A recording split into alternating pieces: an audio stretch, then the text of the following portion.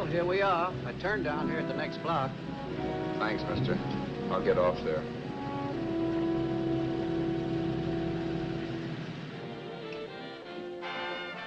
Want anything else? No. Hey, you.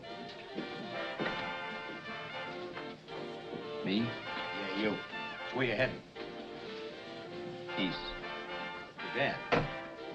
I thought if you was heading north, I might be able to help you out. I'm pushing the Salt Lake, and I don't like to ride it alone at night. I'm one of those guys that got to talk or I fall asleep. Oh, sure, now my partner, he's got Lou to keep him company, but I ain't got nobody at all. Where you coming from? West. Yeah, sure, I know, but where, L.A.? Maybe. Got a cousin out in L.A. You don't say. Yeah, he's been out. So you're not much of a talker, are you? My mother taught me never to speak to strangers. Oh, a wise guy. So what? Okay, don't get sore. Just trying to be sociable, that's all. Hey, Glamorous. You change for a dime, will you?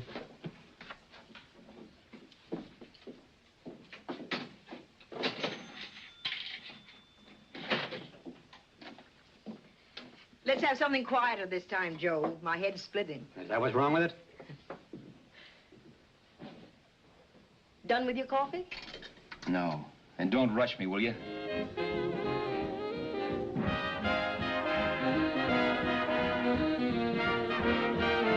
Hey, turn that off. Will you turn that thing off? What's eating you now? Yeah, what's eating you? That music, it stinks. Oh, you don't like it, huh? No, turn it off. Oh, wait a minute, pal.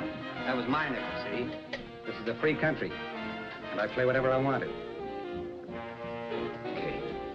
Sure, and if you don't like it, you don't have to listen to it. And you can leave here anytime you want it. Okay, I'm sorry I asked. First good piece played tonight, and you don't like it. Some people just ain't got any good taste.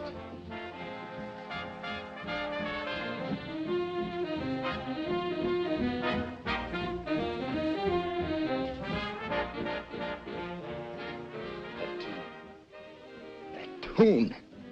Why was there always that rotten tune?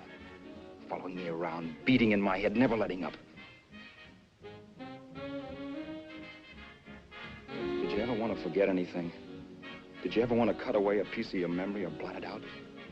You can't, you know. No matter how hard you try. You can change the scenery, but sooner or later you'll get a whiff of perfume or somebody will say a certain phrase or maybe hum something. Then you're licked again. I can't believe that you're in love with me. I used to love that song once. So did the customers back in the old Break at Dawn club in New York. I can't remember a night when I didn't get at least 3 requests for it. Sue, she was always selling it too. Those were the days.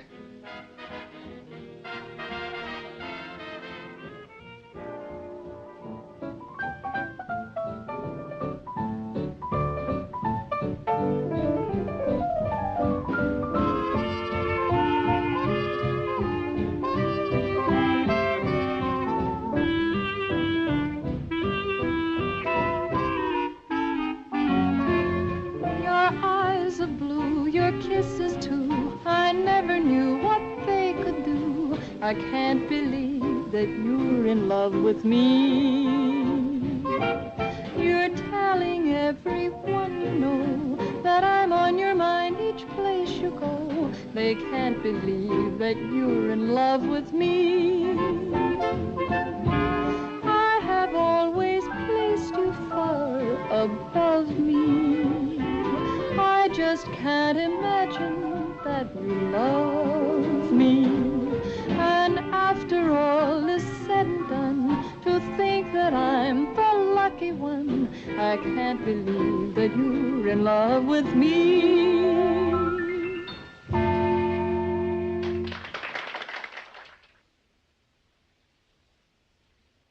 It wasn't much of a club, really. You know the kind. A joint where you could have a sandwich and a few drinks and run interference for your girl on the dance floor. I pounded the piano in there every night from 8 until the place closed up, which usually meant 4 in the morning. A good job as jobs went in those days. Then, too, there was Sue, who made working there a little like working in heaven. But how we felt about each other, well, there was nothing very unusual in that. I was an ordinary healthy guy, and she was an ordinary healthy girl. And when you add those two together, you get an ordinary healthy romance, which is the old story. Sure. But somehow, the most wonderful thing in the world.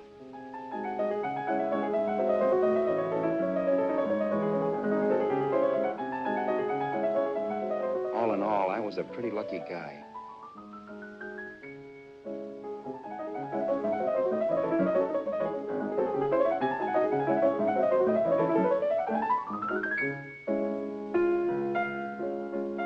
Mr. Paderewski, I presume. It's beautiful. You're going to make Carnegie Hall yet, Al? Yeah, as a janitor. I'll make my debut in the basement. I don't blame you for being bitter, darling, but you mustn't give up hope. Why, someday... Yeah, someday. If I don't get arthritis first. In the meantime, let's blow this trap.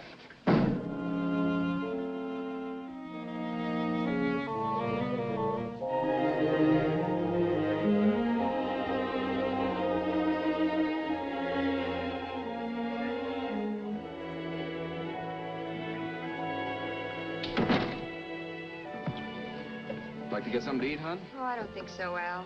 I lose my appetite working in this flea bag. Let's go home. Okay. I can't stand much more of that dump. Did you see that drunk tonight trying to paw me? No, what drunk? Does it matter what drunk? Say, what's the matter with you tonight, darling? That's the third time you started to tell me something and then stopped. We shouldn't have any secrets from each other, Sue. Next week, we're going to make with the ring and the license. You and me will be a team. Yes, that's right. In the Bush League. I don't get you. We've been struck out. It's a funny way to talk, darling. Don't you want to marry me? Al, look, I love you. You know I do, and I want to marry you. But? But not now. Only after we've made good. Sunday, I'm going away. Oh, I know you'll think it's silly. That's why I hesitated to tell you. But I'm going to California. I want to try my luck in Hollywood. That's the most stupid thing I ever heard of. Don't you know millions of people go out there every year and wind up polishing cuspidors? I thought you had better sense. You sound as if you don't think I have any talent. That has nothing to do with it. I'll make out all right. Maybe. But what about me? Doesn't it mean anything to you that you're busting up all our plans? We may not see each other for years? It won't be that long. I thought you loved me. I do. You know I do. Well, here we are. Al, why can't you see my side of it? I'm young. We both are, and we've got all the time in the world to settle down. Really, darling, what I'm doing is the only sane thing to do. I hate the thought of being so far away from you, but we'll be together again someday. Maybe you'll decide to come out too later on. So long. Al, aren't you going to kiss me goodnight? Sure, why not? Good night.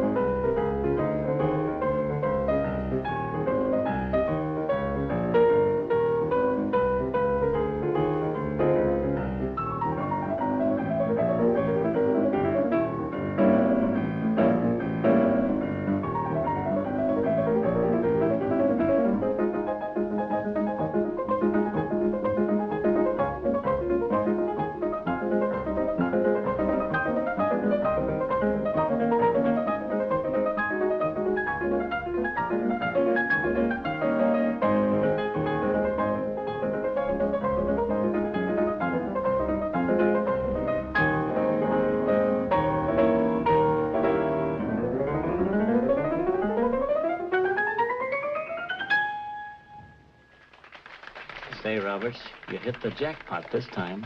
$10. Thanks.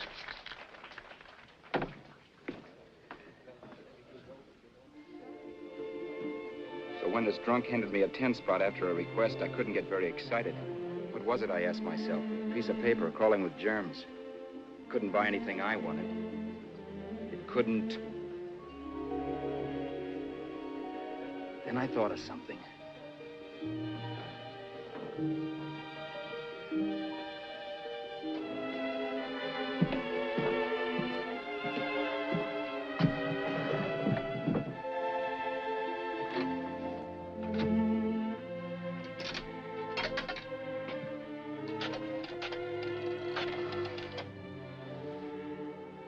Long distance. I'd like to put a call through to Los Angeles. Miss Harvey. Sue Harvey, Harvey. The number is Crestview 65723.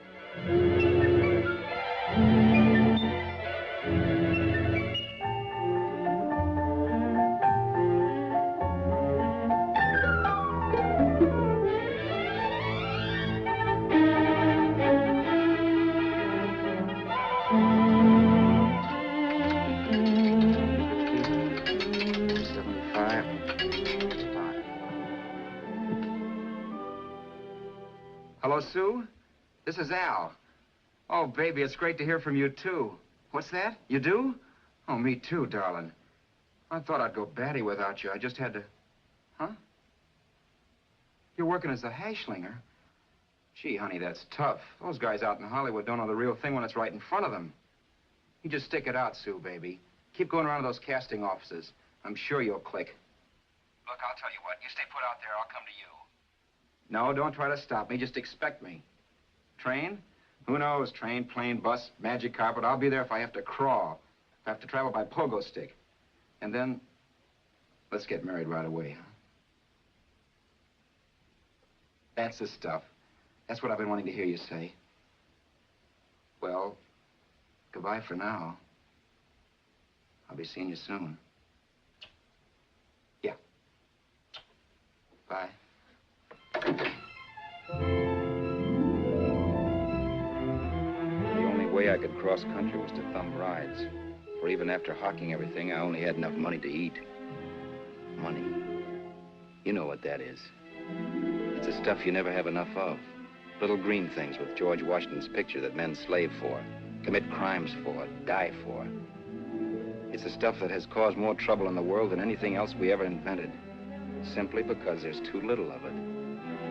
At least I had too little of it. So it was me for the thumb.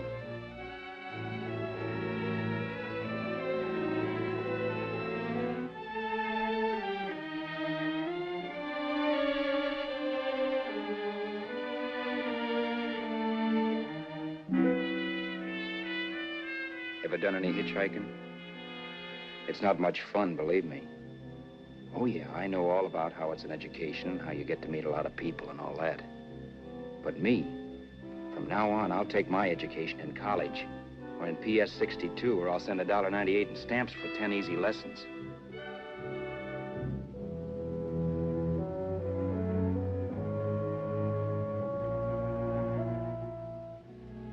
Thumbing rides may save you bus fare, but it's dangerous. You never know what's in store for you when you hear the squeal of brakes. If only I had known what I was getting into that day in Arizona. Here, throw that in the back seat. Okay, let's go. Make sure that door's closed.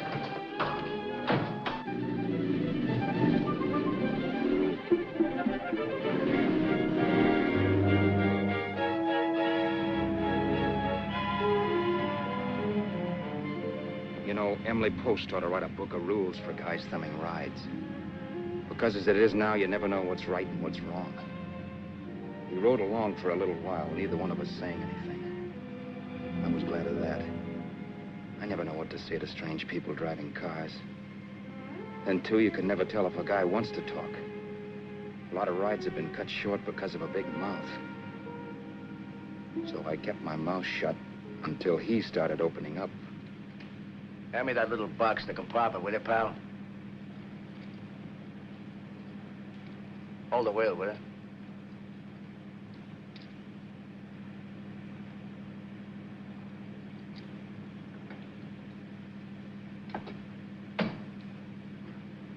How far are you going? L.A. Well, you're really traveling, aren't you? Yeah, but I don't expect to make it for a couple of years at the rate I've been promoting rides. Not much luck, huh? Sure, all bad. Not many people stop for a guy these days. Afraid of a stick-up, maybe. Well, you can't blame them. Where you coming from? New York? Well, New York. You're in luck this time. I'm going all the way. Right through to Los Angeles. You drive a car? Sure. Whenever you're tired, let me know. I'll holler. I guess at least an hour passed before I noticed those deep scratches in his right hand. They were wicked. 3 puffy red lines about a quarter of an inch apart. He must have seen me looking at them because he said, Beauties, aren't they? They're gonna be scars someday. What an animal. whatever it was, it must have been pretty big and vicious to have done that. Right on both counts, New York. I was tussling with the most dangerous animal in the world. A woman. She must have been Tarzan's mate. Looks like you lost the bout. Certainly wasn't a draw. You know, there ought to be a law against dames with claws. Yeah. I tossed her out of the car in her ear. Was I wrong? Give a lift to a tomato, you expect her to be nice, don't you? Yeah. After all, what kind of dame some rides? Sunday school teachers? Yeah. A little witch. She must have thought she was riding with some fall guy. And me, who's been booking horses around racetracks since I was 20. I've known a million dames like her. 2 million. Yeah. Stopped the car, opened the door. Take it on the Arthur Duffy, sister, I told her. That's the stuff. As I was done, huh? But if you want to see a real scar, brother, get a load of this. What? I got that one, Detour. Dooley? Yeah, we're just kidding, of course. My dad owned a couple of Franco-Prussian sabers. Kept them on the wall for decorations. Well, one day, another kid and I took them down. When the old man wasn't around. Had a duel. He got me in the arm here. Pretty mean cut. Infection set in later. Yeah, I can see that. Now, give me that box again, will you? Yeah.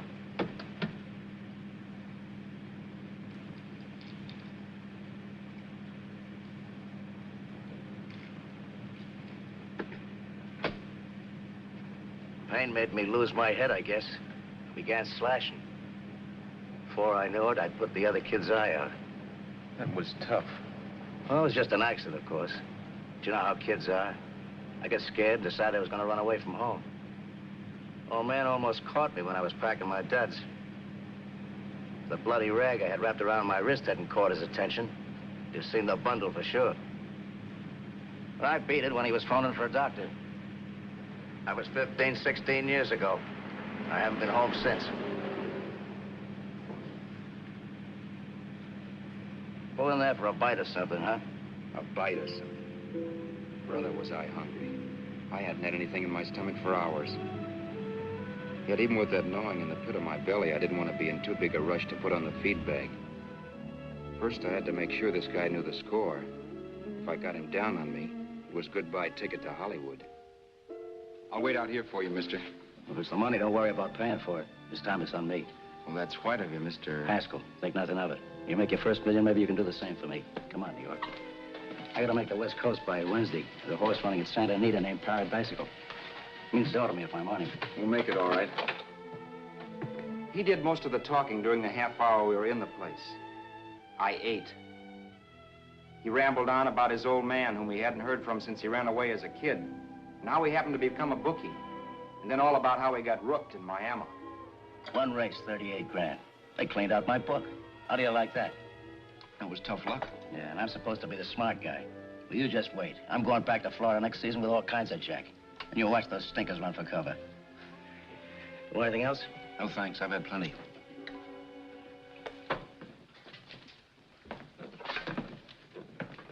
That check there, sister? Oh, just a minute. Your change, sir. Keep it, sister. Oh, thank you, sir. Call again. I'll be waiting outside for you when you finish work. Sharp check, huh?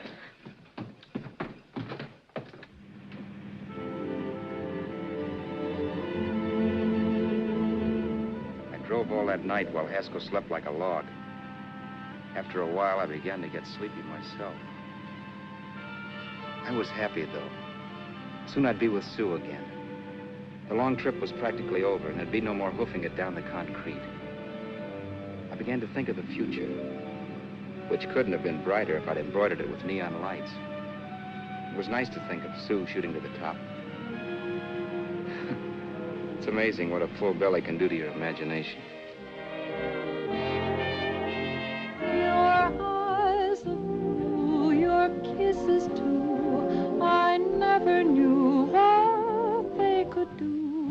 I can't believe that you're in love with me. You're telling everyone you know I'm on your mind each place you go. I can't believe that you're in love with me.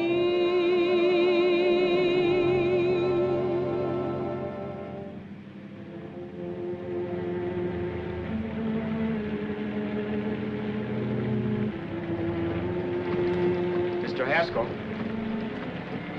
Mr. Haskell? Mr. Haskell, wake up. It's raining.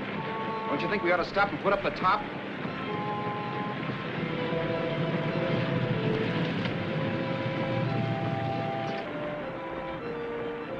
Mr. Haskell, I'm going to put up the top.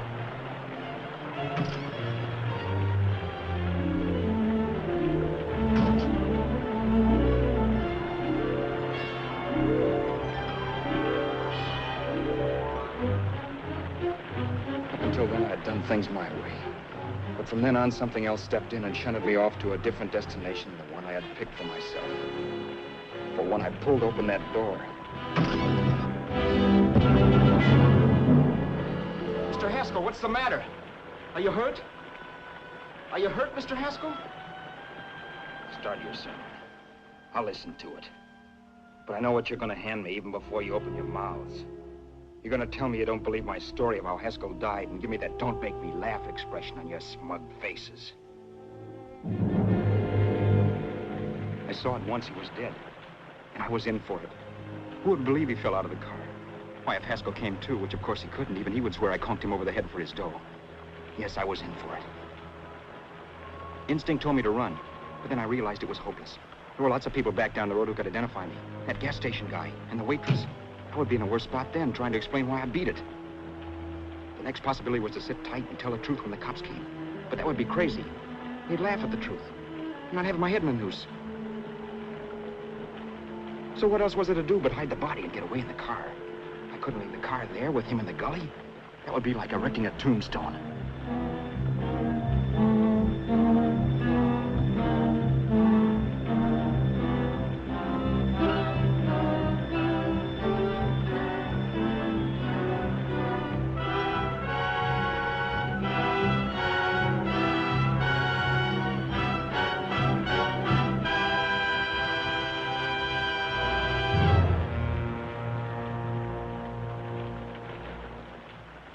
My idea was to cover him with brush, not to rob him. But then I remembered that even if I only drove the car for 100 miles or so, I would need money for gas. Besides, it was stupid of me to leave all that money on a dead man. Not only that, I'd have to take his driver's license in case I was stopped for something.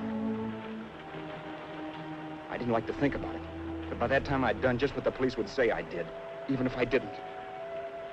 My clothes. The owner of such an expensive car would never be wearing them. Some cop might pull me in on suspicion.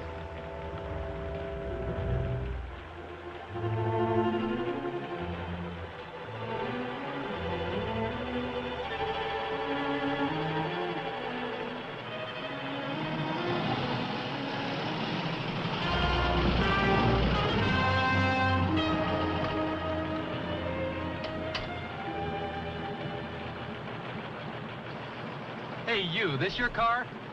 Don't you know better than to leave a car without wheels halfway in the middle of the road? That's the way accidents happen. I'm sorry, officer. I was just putting up my top. I didn't think. Well, the next time, think. I'll let you go now, but watch your step in the future. I know that's a lonely stretch, but cars come by here once in a while, and we have plenty of crack-ups. Thanks, officer.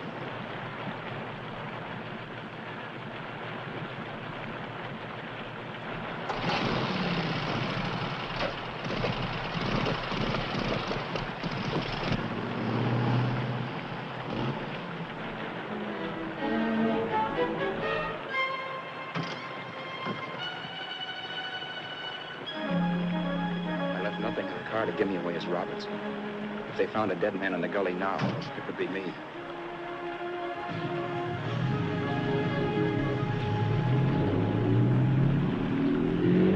As I drove off, it was still raining. The drops streaked down the windshield like tears. I kept imagining I was being followed and that I could hear sirens back in the distance. Just how long it took me to cover the 60-odd miles to the California state line, I don't know. I lost all track of time. But the rain had stopped and the sun was up when I pulled up to the inspection station. Hello? Carrying any fruits or vegetables? No. Any livestock or poultry? No. I'd like to see your registration and driver's license, please. Anything in the baggage compartment? Just baggage. Charles Haskell, Jr., age 30, brown eyes, dark hair. Identifying marks, none. Are you Charles Haskell, Jr.? Yes. Well, remember, if you're employed and you stay over 30 days, you take out California plates. All right, officer, but I'll only be in the state a short while. Right, you can go now.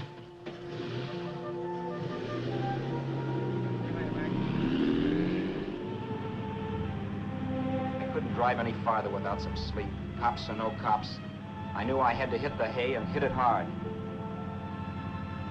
I was dead tired.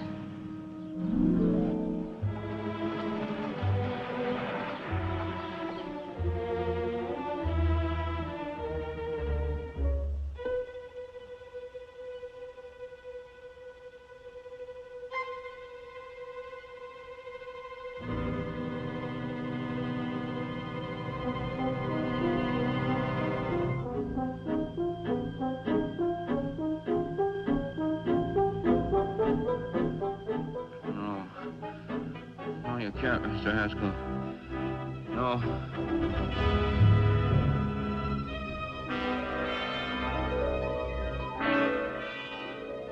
Mr. Haskell, you can't die. I think I did it. No, Mr. Haskell. No. No.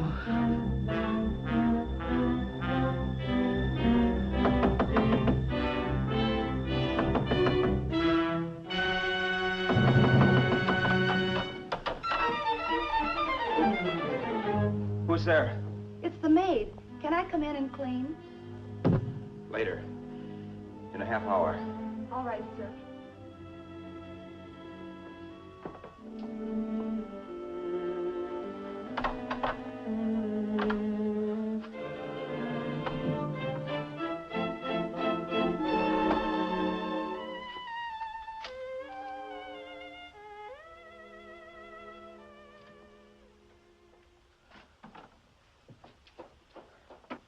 There was no time to lose. Every minute I had to be Charles Haskell was dangerous. And I'd have to be Charles Haskell until I got to some city where I could leave the car and be swallowed up.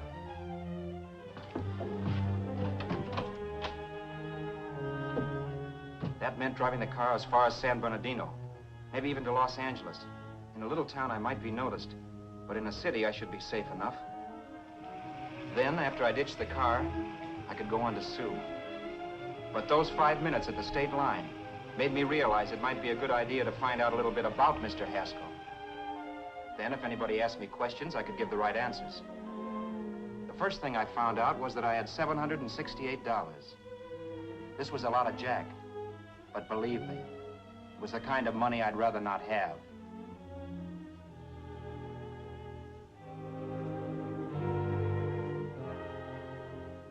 And then I found out from a letter Haskell was carting around in his bag that he wasn't the open-handed, easygoing big shot who went around buying dinners for strange hitchhikers. Before I got done reading it, I saw him more as a chiseler. It was written to his old man in California, the one he hadn't seen in so many years. In it, Haskell posed as a salesman of hymnals, of all things. It was easy to see where Haskell expected to raise a new stake for his book in Miami by rooking his old man. That was about all I found out from his effects, and it was enough. I told myself, maybe old man Haskell was lucky his son kicked off. He would never know it, but it saved him from taking a flyer in sacred literature preferred.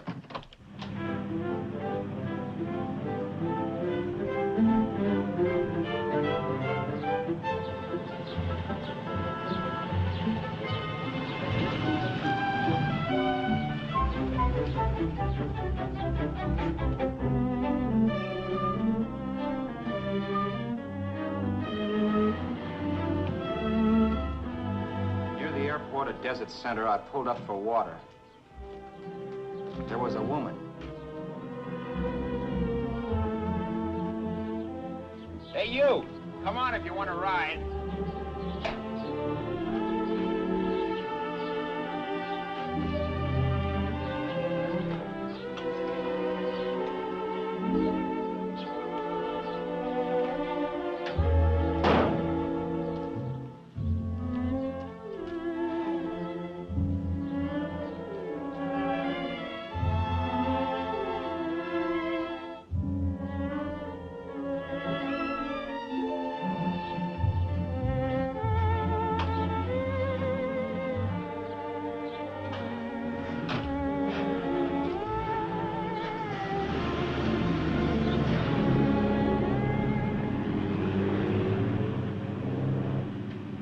How far are you going?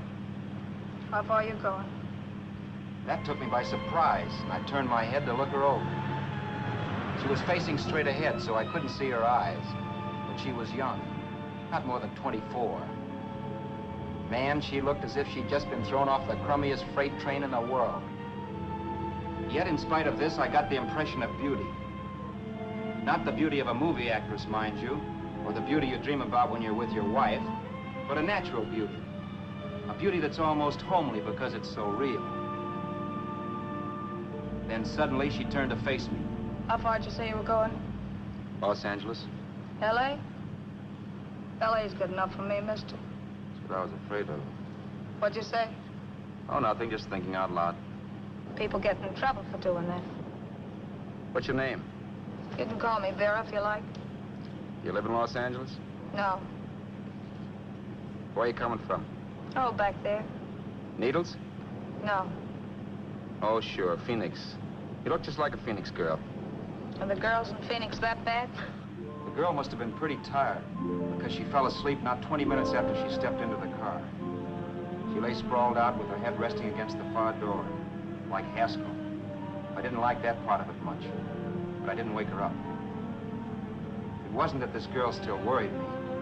I'd gotten over that funny feeling I had when she looked at me, which I put down as just my jangled nerves. With her eyes closed and the tenseness gone out of her, she seemed harmless enough. And instead of disliking her, I began to feel sorry for her. The poor kid probably had had a rough time of it. Who was she anyway? And why was she going to Los Angeles? And where'd she come from in the first place? The only thing I knew about her was her name. Not that it made any difference. A few hours more and we'd be in Hollywood. I'd forget where I parked the car and look up Sue. This nightmare of being a dead man would be over. Who this dame was, well, it was no business of mine. Where did you leave his body? Where did you leave the owner of this car? You're not fooling anyone. This buggy belongs to a guy named Haskell. That's not you, mister. You're out of your mind. That's my name, Charles Haskell. I can prove it. It's my driver's Save license. yourself the trouble, mister. Having Haskell's wallet only makes it worse. It just so happens I rode with Charlie Haskell, all the way from Louisiana. He picked me up outside of Shreveport. You rode? You heard me. Then it all came back to me. All the talk about dueling and scars and scratches. There was no doubt about it. Vera must be the woman Haskell had mentioned. She must have passed me while I slept. Well, I'm waiting. My goose was cooked. She had me. That Haskell guy wasn't dead yet. He wasn't stretched out stiff and cold in any Arizona gully. He was sitting right there in the car, laughing like mad while he haunted me. Well? There was nothing I could say. It was her move. Vera, whatever her name was just my luck picking her up on the road. It couldn't have been Helen, or Mary, or Evelyn, or Ruth. It had to be the very last person I should ever have met. That's life. Whichever way you turn, fate sticks out a foot to trip you.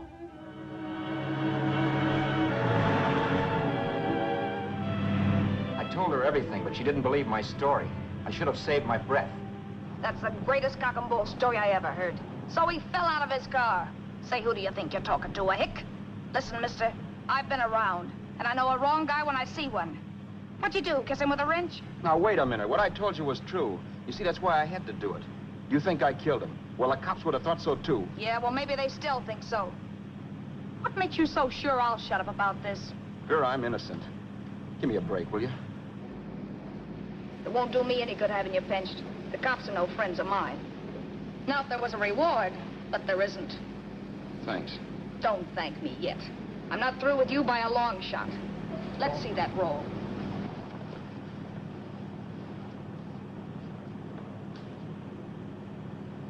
Is that all Haskell had? Isn't it enough? No, I thought he had more. Not that I know of. You can search me. You think I'm holding out on you? Well, maybe I will at that. He told me he was going to bet $3,000 on a horse named Paradisical on Wednesday at Santa Anita. He was stringing you along. He meant 300. Maybe. Sure, $3, 300. He was a piece of cheese, a big blowhard. Listen, mister, don't try and tell me anything about Charlie Haskell. Remember, I knew him better than you did. Okay, then you knew he was a four-flusher. That explains the $3 bet. I'm not so sure he didn't have that $3,000. Why should I believe you? You got all the earmarks of a cheap crook. Now, wait a Shut minute. up. You're a cheap crook and you killed him. For 2 cents, I'd change my mind and turn you in. I don't like you. All right. Don't get sore. I'm not getting sore, but just remember who's boss around here. If you shut up and don't give me any arguments, you'll have nothing to worry about. But if you act wise, well, mister, you'll pop into jail so fast it'll give you the bends. I'm not arguing. Well, see that you don't. You know, as crooked as you look, I'd hate to see a fella as young as you wind up sniffing that perfume that Arizona hands out free to murderers. I'm not a murderer. Of course you're not. Haskell knocked his own head off. He fell, that's how it happened, just like I told you. Sure, and then he made you a present of his belongings. I explained why I had to do skip that. it. Doesn't make a difference one way or another. I'm not a mourner. I liked Haskell even less than I like you. Yeah, I saw what you did to him. What do you mean? Those scratches on his wrist. Sure, I scratched him. I'll say you did. So your idea was to drive the car a little way, maybe into San Bernardino, and then leave it. You weren't gonna sell it? Sell it? You think I'm crazy? Somebody else's car? See, all I want to do is leave it somewhere and forget I ever saw it. Not only don't you have any scruples, you don't have any brains. I don't get you. Maybe it's a good thing you met me. You'd have got yourself caught, sure. Why, you dope. Don't you know a deserted automobile always rates an investigation? Huh? Look, the cops find a car. Then they get curious. They wonder where the owner is. So, all right, they don't trace Haskell. They trace you. I never thought of that. The only safe way to get rid of the car is to sell it to a dealer. Get it registered under a new name. Say, stop at the next store. I want to get a bottle and do some shopping before we hit L.A. Okay. As soon as we find a place, I'll drop you off and pick you up later. Nothing doing. You're coming in, too.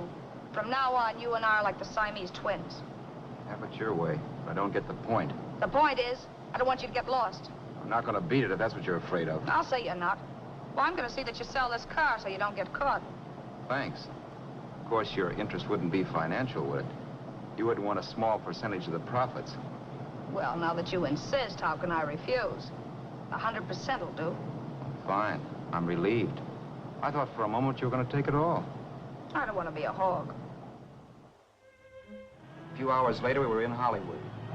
I was recognizing places Sue had written about. It struck me that far from being at the end of the trip, there was a greater distance between Sue and me than when I started out. Vera wasn't kidding with that Siamese twins crack. She rented a little apartment as Mrs. Charles Haskell. When I objected to this, she explained that it was on account of the car. A dealer might think something was funny if he called and found we were using different names.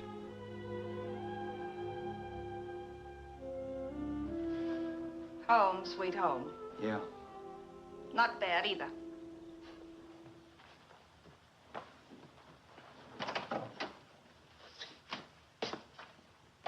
In case there's any doubt in your mind, I'll take the bedroom.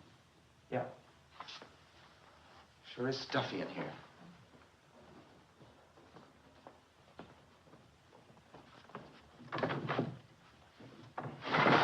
Keep the window shut. Okay. The old crow downstairs said there's a folding bed behind this door.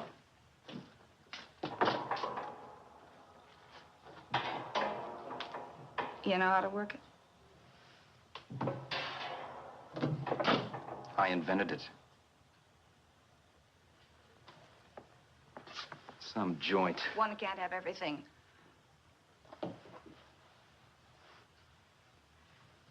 I'm first in the bathtub. I don't know why, but I figured you would be.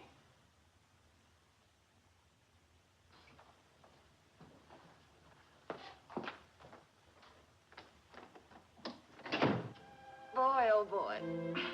Sure feels good to be clean again. I must be 10 pounds lighter. You must be. Well, hitching rides isn't exactly the way you keep your schoolgirl complexion. I wish that guy with the sacks would give up. Gets on my nerves. Forget it. Have a drink. Aren't you afraid I might take you up on it? If I didn't want to give you a drink, I wouldn't have offered it. Why be a sorehead, Roberts? You got yourself into this thing. You should be grateful I'm not turning you in. Why, if I wasn't regular, you'd be in the pen this minute, being photographed, fingerprinted, and being pushed around by the cops. So cheer up. Get rid of that long puss. Or is your conscience bothering you?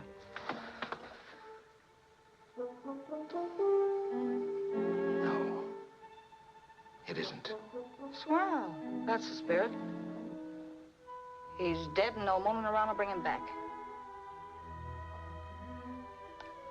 Anyway, I never could understand this worrying about something that's over and done with. Now look, Vera, for the last time I didn't kill him. Haskell was a sick man. Maybe he was dead before he fell out of the car. I don't know. Sure. He died of old age. All right. So if it'll make you sociable, you didn't kill him.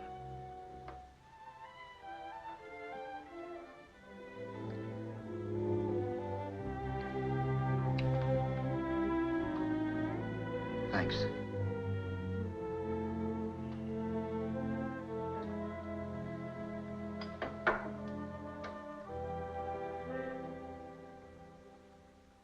We're out of liquor, Roberts. Yeah. Too bad. I felt like getting tight tonight. Well, I think you succeeded. Am I tight? As a prima donna's corset. That's good. I wanted to get tight. Why? What have you got to get tight about? Oh, I don't know. Few things. You should have my worries. If I had your troubles, I'd stay sober. And I've got the key to that door. Yeah. Maybe you're right. I'm always right. You know, I don't like your attitude, Roberts.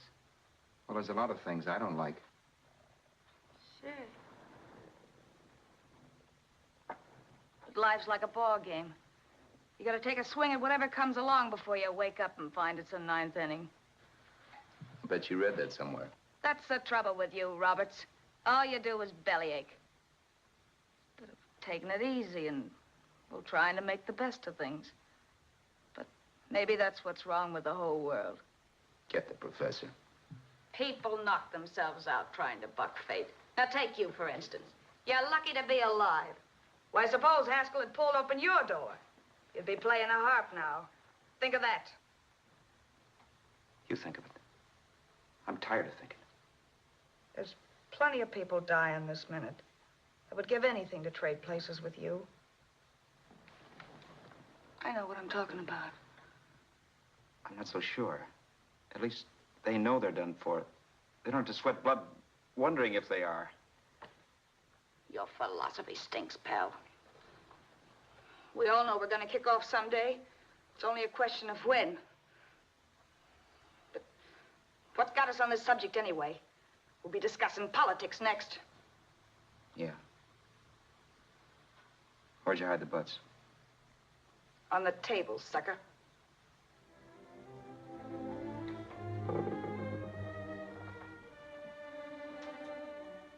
We bored each other with conversation for a couple of hours longer.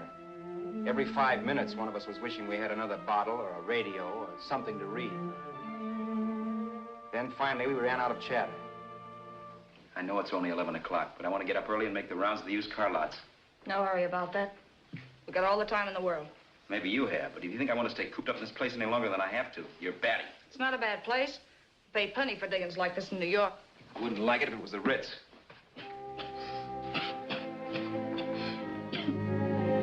Rotten liquor. You got a mean cough. Want to do something about it. I'll be all right. That's what Camille said. Nobody you know.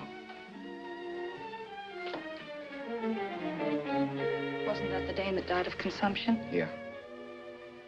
Wouldn't it be a break for you if I did kick off? You'd be free with all Haskell's dough and car. I don't want to see anybody die. Not even me. Especially not you. One person died of me. If you did, well, that's all I need. You don't like me, do you, Roberts? Like you. I love you. My favorite sport is being kept prisoner. After we sell the car, you can go to blazes for all I care, but not until then.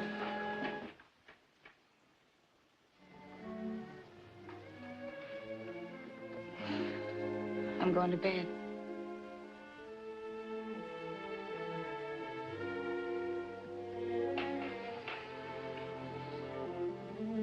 Good night, Roberts.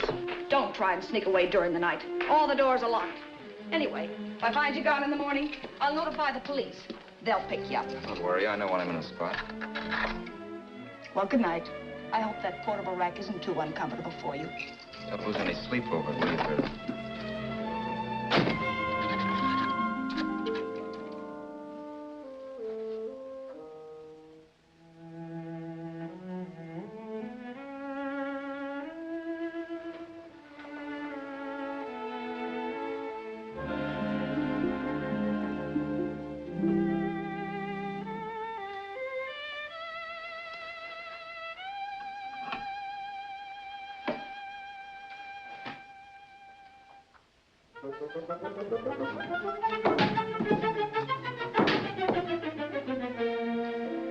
Crestview. 6, 5, 7, 2, 3. Hello? Hello? Hello? Hello?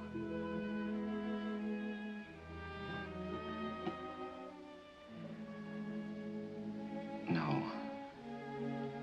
Not yet, darling. Tomorrow. Maybe. If this were fiction, I would fall in love with Vera, marry her, and make a respectable woman of her. Or else she'd make some supreme Class A sacrifice for me and die. Sue and I would bawl a little over her grave and make some crack about there's good in all of us. But Vera, unfortunately, was just as rotten in the morning as she'd been the night before. All right, I'm coming. Look, Vera, it's almost noon. So what? The dealers will be there all day? I'll be there all year, too, but that doesn't mean I'm going to wait that long. Shut up. You're making noises like a husband. Well, do I rate a whistle? You sure do, but let's go. Let's go, let's go. I spent $85 and 2 hours preparing bait, and all you can say is let's go. Come on.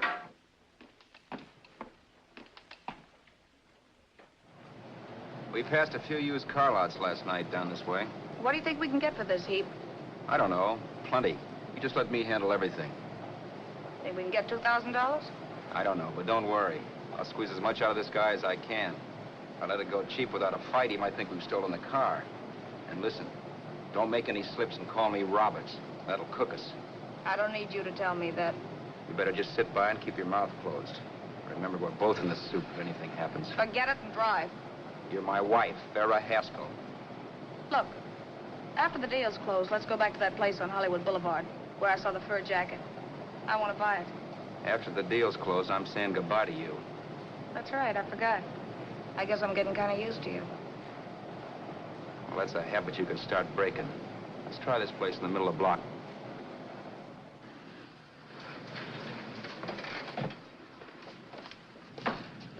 Good afternoon. What can I do for you? We're interested in selling a car. If the price is right. Well, if it's in good mechanical condition, it should blue book for about $1,600. Tony, take a look at this motor. $1,600. Are you kidding?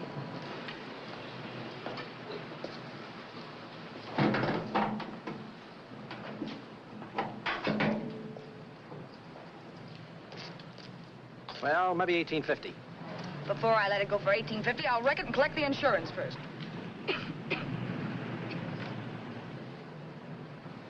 Lady, this motor's seen a lot of driving.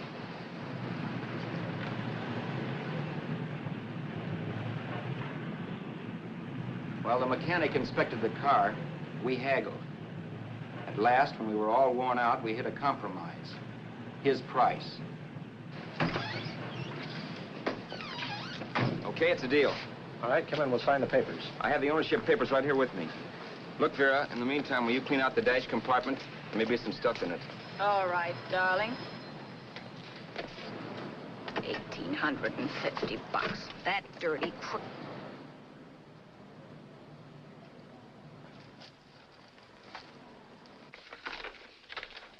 New York, huh? Yeah. But you bought the car in Miami. Yeah. Well, now let's see about the insurance. We can either have it transferred or canceled. What kind of insurance do you have, Mr. Haskell? Well, aren't all the papers there? I don't see any. Surely you know what type of insurance you carry in the car. The name of the company? Yeah, but, Well, if you'll just tell me the name of the company, I'd be very glad to take care of all the details. well, Did you sign the papers yet? not yet. Well, don't. We're not selling the car. Well, wait a minute, Miss Haskell. Come on, darling. What's the matter? You changed your mind? Yes, I'm sorry. I guess I have. But, Vera... Let's go.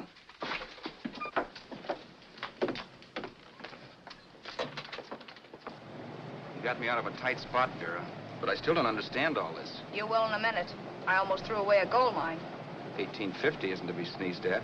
The car doesn't book for as much as I thought. We're not selling the car. You want to keep it.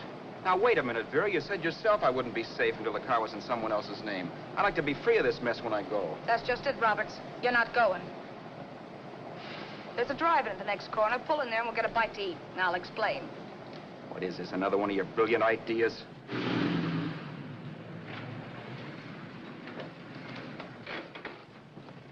Oh, I take your order? Make mine a ham sandwich and coffee. And for you, sir?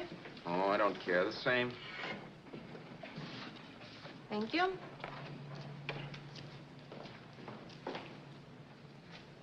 Get this, Vera. I've been pretty patient so far. I've done everything you asked me to do, but no more. Shut up. You've taken Haskell's money, and you can have the dough we get from selling the car, but you're not going to keep me a prisoner. It's a good thing I bought the paper. Take a look at that. Vera, I'm in no mood. Read that.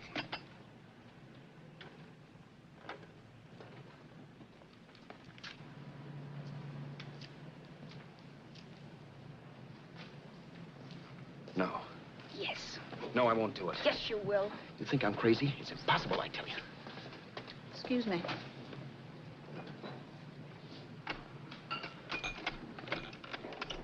Blow the horn when you're through. No one could possibly get away with an act like that. It'd be wise to me in a minute. Don't be yellow. You look enough like him. The same coloring and the same build. See how his clothes fit you? No kidding, you almost had me fooled for a while. Oh, grow up, Vera. Don't you think a father knows his own son? And there must be other relatives. The father won't have to know you. We'll wait till he gives up the ghost. He's an old geezer and he won't pull through. And as far as other relatives are concerned, they haven't seen you in 15 or 20 years. Eat. I'm not hungry. And I won't do it. It's not as tough as it sounds. Remember, you've got all kinds of identification. His car, letters, license. I could never get away with it. It's the stupidest thing I've ever heard. The old boy has scads of dough. Look in the paper there. Personal fortune assessed at over 15 million. He'll leave plenty, I tell you. Maybe he cut off his son. How do we know? It's out, Vera. I won't have anything to do with it. I think you will. Look, Vera, I'll do anything within reason. But not that. So forget it. Find yourself another stooge. Giuseppe. You'll be fixed for the rest of your life as Charlie Haskell. You can take your inheritance and go away. No more worrying about the rent, no sweating, scheming, wondering where your next meal's coming from. Think about that, Roberts. Vera, please, you're talking too loud. On this, I'm splitting 50-50 with you. Sure, why not? We're both alike, both born in the same gutter. Now, take it easy, Vera. There's people around here. You don't know what you're talking about. We'll wait till we read that old man Haskell's dead. Then you show up. Like you read in New York that he was sick. No. Suppose he doesn't die. He will. I know he will. Something tells me. But as much as I insisted I would have no part of her scheme, Vera was taking it for granted I would. Neither of us had our mind on the cards as we played that night. I knew we were just trying to kill time between newspaper editions. This was a death watch for Vera. Maybe it was for me, too. Don't you realize if I'm caught, they'll want to know where I got the car and stuff, and they'll have me on a murder charge. If you're smart, you won't get caught. I knocked with 7. And if I'm caught, don't you realize you'll be out, too? 18 points, that gives me 30. How will I be out? You'll be out $1,850 we would have gotten on the car. Really, Vera, you'd be an awful chump if you threw away all that dough on a dizzy long shot. Let me sell the bus tomorrow. With the money it'll bring and what you've already got, a clever kid like you can run it up in no time. Then we'd both be in the clear. I'll be in the clear anyway. Maybe. Maybe. But if I got caught, I'd get good and sort you, you know. You mean you'd squeal? Oh, no, not squeal exactly. Never mind what you meant. Even if you did tell the cops I was in on it with you, what could they do to me? They might give me the same medicine they gave you. Yeah. A rope. But I'm on my way anyhow. All they'll be doing will be rushing it. All right. But think of the $1,850 you'd lose. You'd kick yourself along the block if you ever let it get away from you. I'll take the chance. Want another drink? You're being a goon. That's the way people wind up behind the 8 ball. Once they get a few dollars, they become greedy and want more. My. Caesar. Who? You know that Roman general? He got his for being greedy. He wasn't satisfied, so the final wind-up was he took the count. A couple of days ago, you didn't have a dime. Why, you were so broke you couldn't pay cash for a postage stamp. Now you've got almost $700 with $1,850 in the offing. Take my advice. Don't try for more. I'm tired of this game. Let's have some blackjack. Play solitaire. Okay, I will if that's the way you feel about it. That's the way I feel about it. Getting sore and throwing things won't help much, Roberts. I'm really doing you a favor. I help you out of a jam by keeping my mouth shut. I show you how to make some soft money. And what thanks do I get? Thanks. Sure. Or would you rather call the cops and tell them you killed a man and stole his money? I didn't kill anybody. Yes, you did. No, I didn't. You know I didn't. All right, then. Suppose I call the cops. If you're innocent, what do you got to be scared of? Okay. Call him, you mutt. Go ahead and call him, see if I care. At least they'll give me a square deal. You want me to call them? You heard me. But I'm warning you. If I'm pinched, I'll swear you were in on it. I'll say that you helped me. If I fry, I'll get even with you. You wouldn't dare. You didn't. Yeah? Then try it and see. Call him. Yeah. Okay, I will.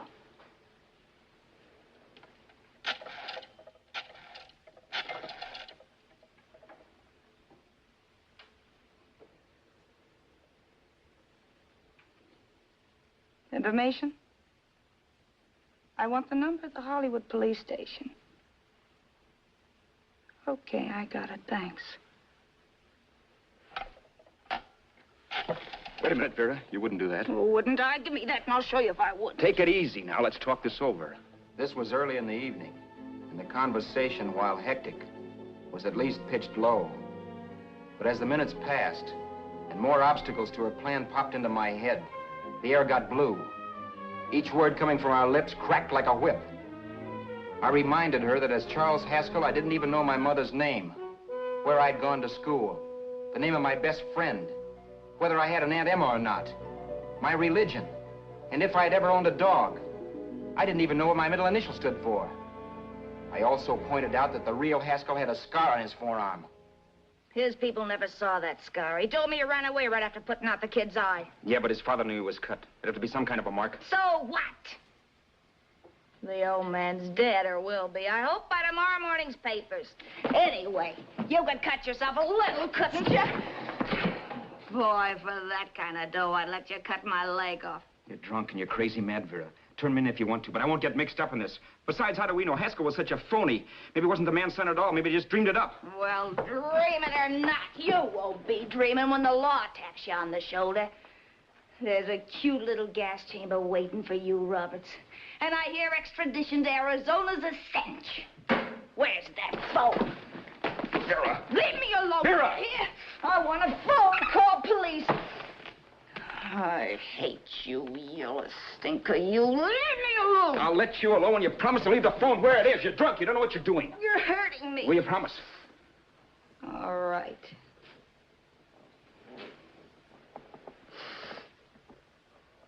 You hurt me. I'm sorry, but... And it's hot in here. Open up a window. It's not hot. Don't tell me. Now, do you do it or do I do it? You're no gentleman, see? Yeah. All right. I'll open up the window. Vera!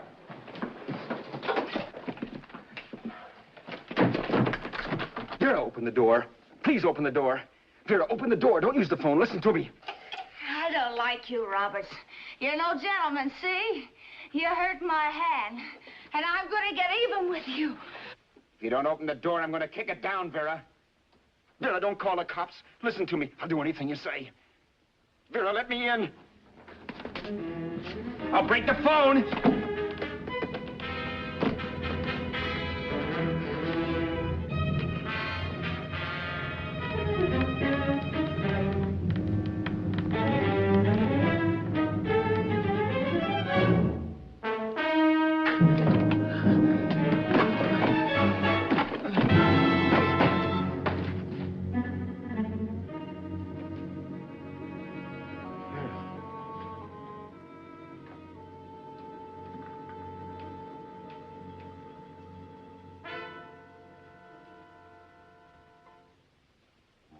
The world is full of skeptics. I know. I'm one myself. In the Haskell business, how many of you would believe he fell out of the car? And now, after killing Vera without really meaning to do it, how many of you would believe it wasn't premeditated? In a jury room, every last man of you would go down shouting that she had me over a barrel and my only out was force. The room was still. So quiet that for a while I wondered if I had suddenly gone deaf. It was pure fear, of course. And I was hysterical. But without making a sound. Vera was dead. And I was her murderer. Murderer? What an awful word that is. But I'd become one. I'd better not get caught. What evidence there was around the place had to be destroyed. And from the looks of things, there was plenty. Looking around the room at things we'd bought was like looking into the faces of 100 people who'd seen us together and who remembered me. This was the kind of testimony I couldn't rub out. No. I could burn clothes and hide bottles for the next 5 years. There'd always be witnesses. The landlady, for one. She could identify me. The car dealer, the waitress in the drive-in, the girl in the dress shop, and that guy in the liquor store. They could all identify me. I was cooked. Done for. I had to get out of there. While once I'd remain beside a dead body, planning carefully how to avoid being accused of killing him, this time I couldn't. This time I was guilty. Knew it. Felt it. I was like a guy suffering from shock. Things were whirling around in my head. I couldn't make myself think right. All I could think of was the guy with the saxophone and what he was playing. It wasn't a love song anymore. It was a dirge.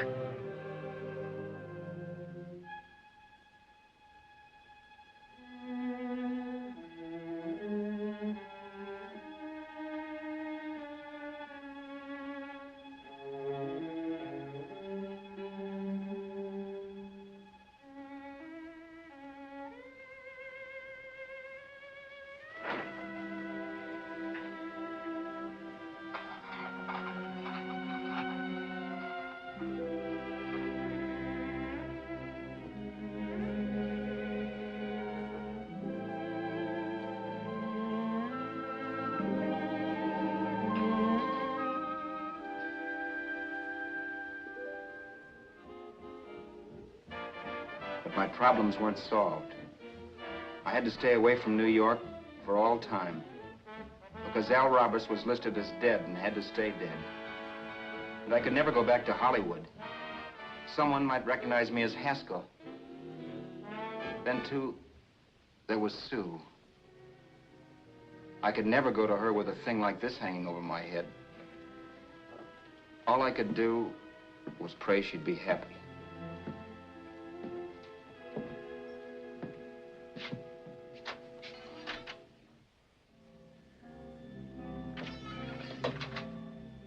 I was in Bakersfield before I read that Vera's body was discovered. That the police were looking for Haskell in connection with his wife's murder. Isn't that a laugh? Haskell got me into this mess, and Haskell was getting me out of it. The police were searching for a dead man. I keep trying to forget what happened and wonder what my life might have been if that car of Haskell's hadn't stopped. But one thing I don't have to wonder about. I know. Someday a car will stop to pick me up that I never thumbed.